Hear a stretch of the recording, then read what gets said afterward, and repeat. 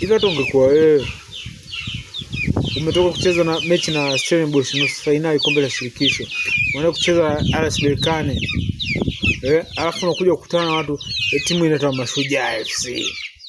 Mashujaa FC. Kweli? Mimi si walaumu sana Simba Sports.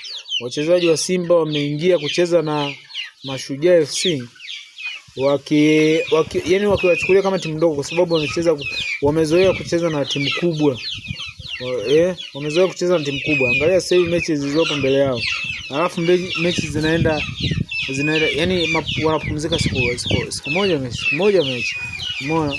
Kwa hiyo sitaki kuwalaumu sana wachezaji wa Simba Sports. Tumepambana vizuri japo tumeshinda kwa penalty. I love you Simba Sports Club. Naomba tafadhali usisahau subscribe, pia kwa wale wahitaji na wafuatiliaji wa ufugaji wa kuku, tupo hapa. Usubscribe. Asante sana. Nawapenda sana.